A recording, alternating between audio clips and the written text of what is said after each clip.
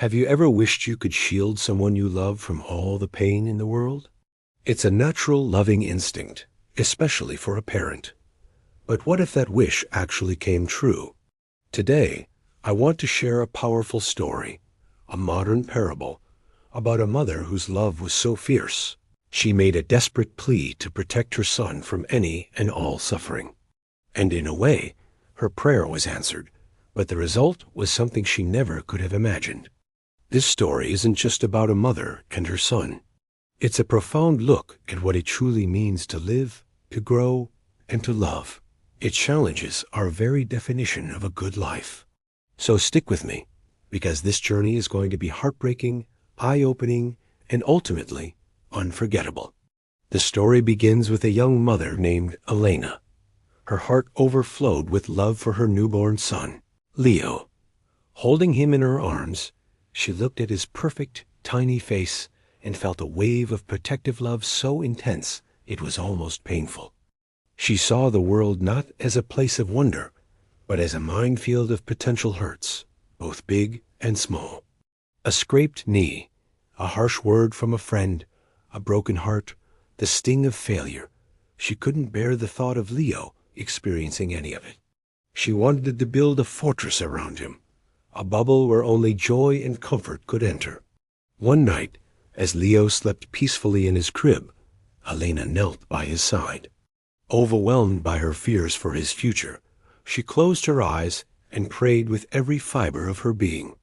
She didn't pray for him to be strong or resilient or wise. She prayed for something far more absolute.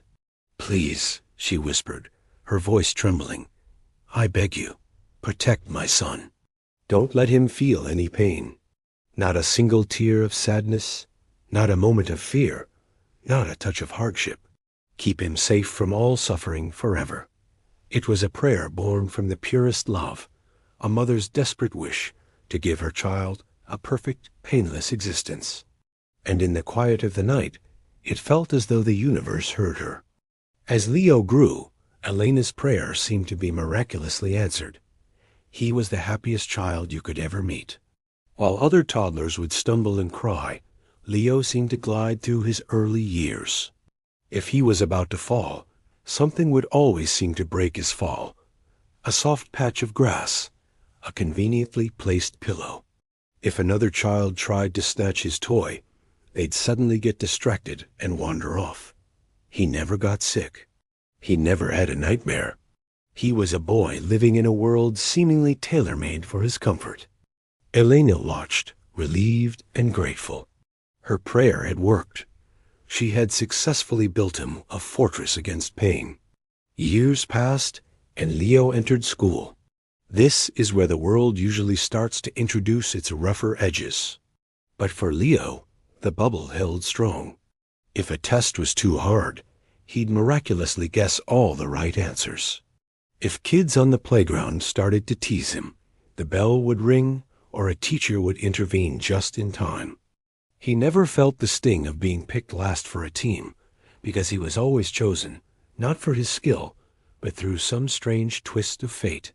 He never experienced the frustration of struggling with a difficult subject, or the disappointment of not getting what he wanted. His life was a smooth, placid river, with no rocks or rapids. Elena was overjoyed. She saw her son, now a teenager, smiling, carefree, and untouched by the anxieties that plagued his peers. He had lots of friends, or rather, acquaintances, who were drawn to his easygoing nature. He never had to navigate the choppy waters of teenage friendships, the arguments, the betrayals, the misunderstandings. He'd never had his heart broken because he'd never truly risked it. His relationships were pleasant, but shallow. How could they be deep? Depth is often carved out by shared vulnerability and overcoming challenges together, and Leo had never known either. But as Leo approached adulthood, a subtle and unsettling change began to take shape. While his peers were learning to drive, getting jobs, and making plans for college, Leo seemed stuck. He had no ambition, no drive. Why would he? He had never experienced the dissatisfaction that fuels desire.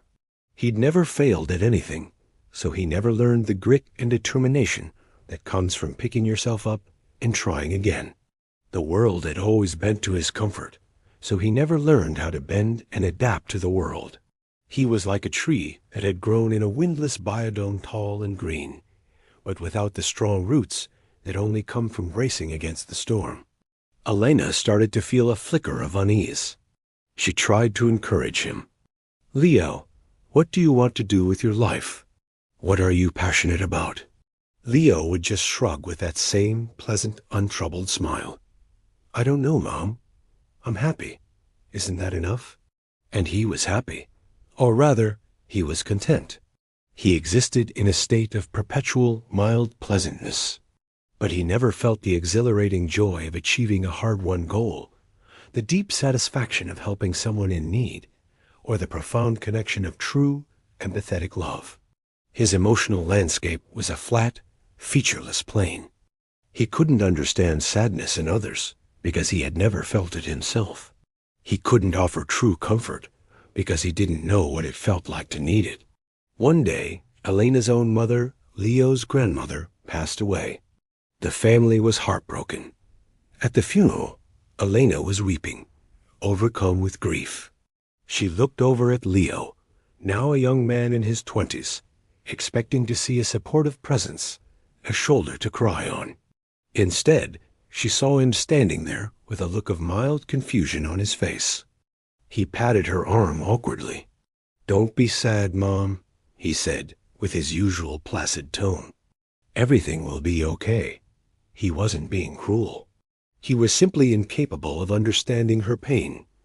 He had no frame of reference for loss, no concept of grief.